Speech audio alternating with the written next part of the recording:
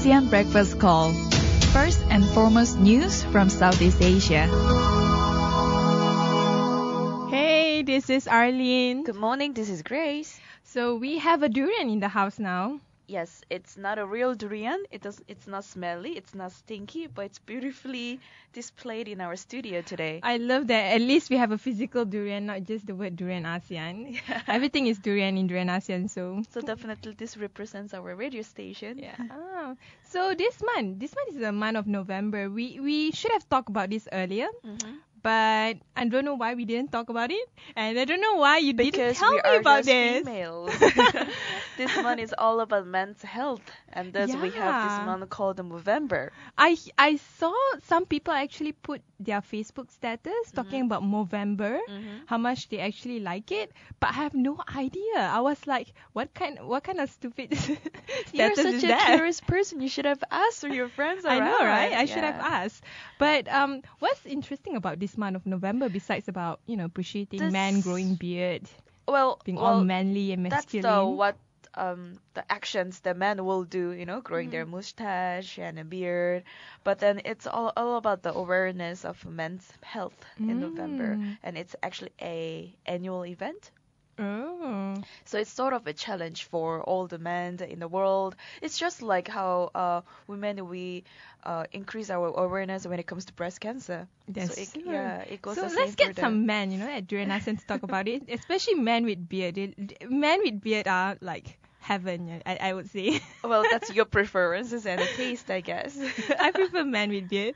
Anyway, to talk about men's health is to talk about, things that involve, cleanliness, but not just physical cleanliness, but environment as well. So to talk about environmental cleanliness, I want to highlight this one particular topic that was raised yesterday, raised by Azmin Ali, the Menteri Besar of Selangor, and he said that he wants a clean Petaling Jaya. Petaling Jaya is the place where we have our office here. So he said that if you see anyone if you see any litter or any rubbish that hasn't been being collected yet, you can always text me at my number. And he actually put it on his Facebook. And let me read the number is 012-2052-020. So that's it. He's trying to be a people's person, following what the Jokowi administration and is. Also, definitely, it's something that he sees a new hope, and also for the brighter future. Mm-hmm. And moving on. So, besides, having a cleaner PJ, unfortunately, when it comes to things that are more Islamic, our neighbor is doing it better. So, which is Singapore. Singapore is banning shisha. Yeah, I not thought the cigarette or casino. No, it's not the cigarette. It's shisha, that the Arabic thing. Yeah, but then shisha, if I'm not mistaken, it's originally from India. Really? Yeah. Oh like my 600 God, years Gary ago. will love this. She must be listening to us. Yes, so she must be. So this ban on the import, distribution, and on the sale of shisha will be implemented later this month. I mean, the banning of this shisha in Singapore. And then it will also come under the new prohibited tobacco products regulations under Section 15 of the Tobacco Act. It's funny because last year Malaysia was in frenzy when the government said I'm talking about the religious authority in Malaysia said that, hey, we should ban shisha because it's not good for health. And people were like, hey, this is not an Islamic country. You cannot just simply ban anything just because it doesn't suit you. It's like, just because I don't smoke doesn't mean I cannot ask Gauri not to smoke in front of me, for example. But anyway, in terms of prohibition sales of shisha, is something that is irony because it comes from Singapore. Instead of banning the whole cigarettes, Definitely. They only select shisha, and some people say it's a bit discriminative to a certain culture because shisha comes from a particular culture when it comes to the habit of smoking it. But it looks like smoking shisha is currently making I mean, it becomes it makes the health worse and it adverse the health effect. So it will also continue to improve public education effort and harms of shisha smoking. In fact, last year, the Fatwa Committee of National Council for Islamic Affairs actually declared that shisha or water piping smoking is haram for Muslims. And then it was almost banned in Malaysia as well. But then I see still a lot of people do go for shisha as a habit and as a culture in Malaysia. It's more But of then- a culture. I mean, it's a really it's a sign of people embracing different culture. You know, when it comes to smoking, not just cigarettes, but smoking in general. But as much as shisha is harmful to the body, the same goes for the smoking and even the drinking alcohol. But then here the issue here now is the banning of shisha. The selective banning of Yes. shisha. So it's a bit discriminative if you look at it in the bigger picture. Another area that is also not really doing very well is Burma. So Burma is asking Thailand to reopen investigation on Britain's murder because two Burmese suspects in murder of Hannah Witherich and David Miller say that they were tortured into confession. So they were not actually the ones. I mean, the reality may not be what is being seen here. This incident particularly did happen like a couple of months ago in September, near it's quite famous holiday island of Koh Tao in Thailand. And then we also reported this news about the murder cases, and that these two tourists were killed in the holiday resort. Mm-hmm. And then there were some investigation going on, and then some analysis going on what exactly happened. And there were a few actually suspects that they were actually picked up by the authorities. Mm-hmm. The problem here is because the ones that are being charged are Burmese immigrants, Win Zaw Hyun and Zaw Lind. Both are very young, 21 years old, with the murder of these two Britons. The thing is, are they really being forced into confession or not?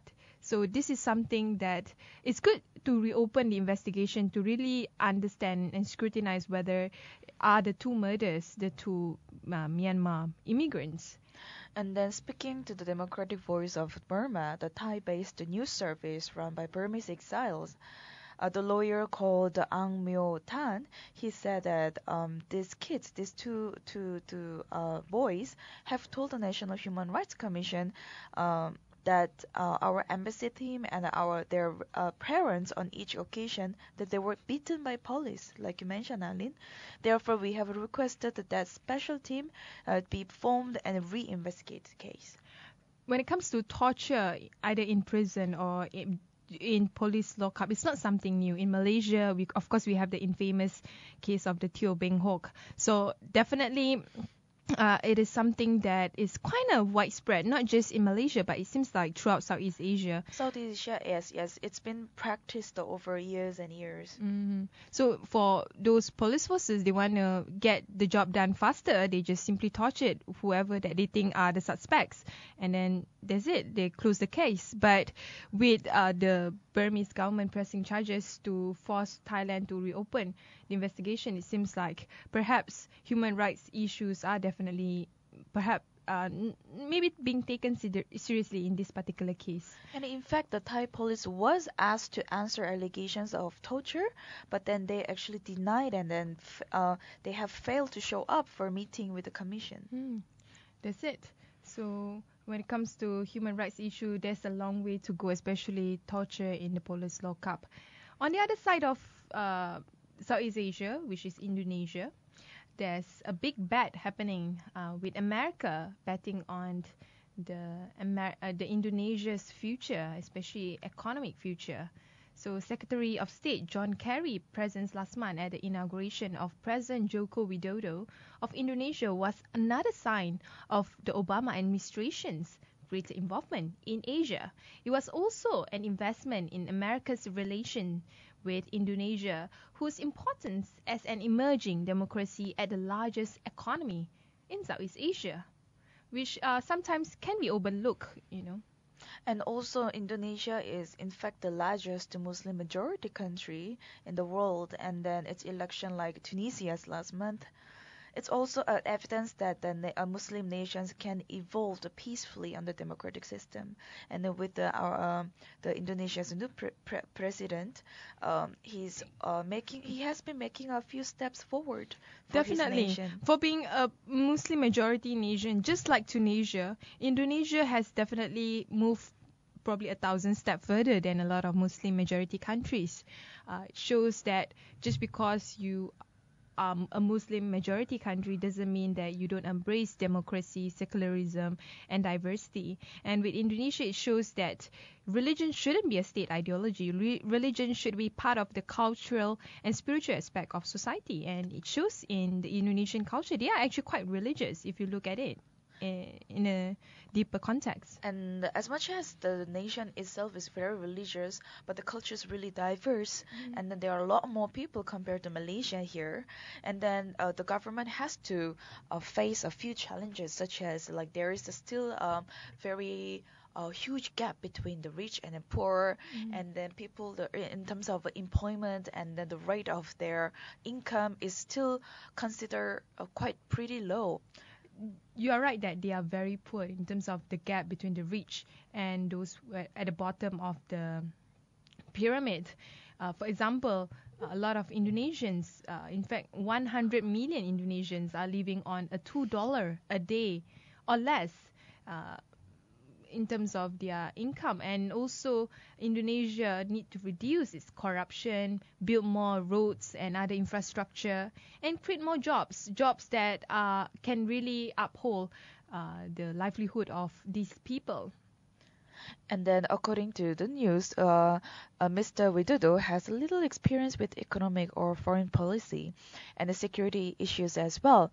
So then he will need to be able to proceed with these issues and further, and to be able to step forward. That's when the United States is counting on Indonesia to be a partner and in its effort to balance an increasingly aggressive China, and also to help managing disputes between China and other nations.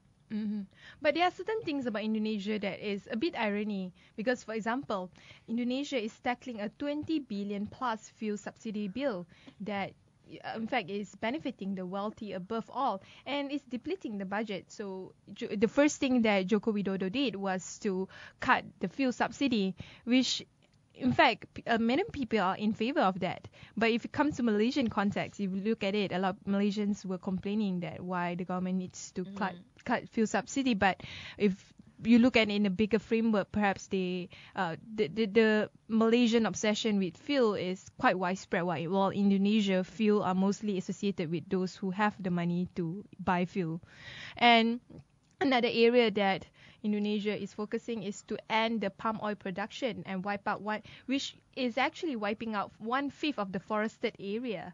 Indonesia is definitely moving forward towards a more environmental friendly sort of economic activity. Definitely, this will help to reduce the haze issues around here, because of palm oil productions. The haze issue has been going on for a few months, even years before. It was a big issue before, and in fact, it affected a lot of countries around Indonesia. When it comes to Indonesia, one area that it might be lacking is when it comes to foreign policy. As we all know, Joko Widodo comes from a background where he's quite used to doing business, to governing region, the region of Jakarta, but he's not really familiar with the area of foreign policy, especially diplomatic relations with the bigger power. But he has this positive image that probably other countries would not feel that intimidated towards him. Definitely, he will. We also believe that he will try his best to come up with to overcome the issues they're facing, such as security issues, and also like the South China Sea, for example. Yes, exactly. So he will come with and then share his intelligence with the neighbors as well. So we never know. He might be the answer to what the future of Southeast Asia should be. When it comes to the future of Southeast Asia, definitely everyone is looking at the ASEAN economic community. So transparency, digital economy, and AEC is high on the agenda of the US Council. So the bigger power, they are realizing that used to be merely the power of East Asia, which means the power of Japan, Korea, and China. But now they realize there's another bigger power or a bigger market that needs to be tackled and needs to be understood. That is Southeast Asia. With ASEAN Economic Community, American businesses definitely urging a lot of the countries within Southeast Asia, for example, Thailand, to ensure regulatory transparency and the development of a globally competitive digital economy in order to draw more investment from the United States. The U.S. ASEAN Business Council noted the next year's implementation of ASEAN Economic Community was also high on agenda, with American business expecting economic integration to greatly contribute to the development of Thailand and the wider ASEAN region. So here the Thailand is picked up, especially by the U.S. when it comes to ASEAN Economic Community. And that's because the size and the diversity of the delegation, it's the reflection of America's business support for Thailand and also for the people as well. So the delegation engaged key officials over the course of the mission, which include Prime Ministers Prayut Chan-o-cha, Finance Minister Samoei Pasi, and many more other ministers within the military Thai government. Definitely, this will be the bridge to build up the relationship between USA and Thailand, and thus USA will encourage the government of Thailand an effort to strengthen the Thai economic and also improve the business environment with such as like infrastructures, stronger human capital, and SMEs. The language that is being used is a bit dry in a way that it doesn't really take into account that Thailand is now a military government. Like, if you want to have good human capital, you want to have a vibrant economic activity with a society that embrace, all these different diversity within its own economic. Its own political economy. It has to take into account that democracy should be the core of the society itself. Definitely, it's very interesting that Arlene, you brought up the government system there in Thailand that has sort of newly implemented the military system, and also the government tries to reform a lot of system within the nation. And now the USA is looking into sort of potential in Thailand to build up the bridge between the Thailand and the USA. But the USA shouldn't neglect the reality that democracy in Thailand should be the utmost importance when it comes to wanting transparency, digital economy, and a more vibrant AEC. So with that, that's all for our news today. And then don't forget to download our TuneIn apps and find us Durian ASEAN. And we will continue with our Blast from the Grassroots, where we will talk something about fashion. Yes, so stay tuned. Stay tuned.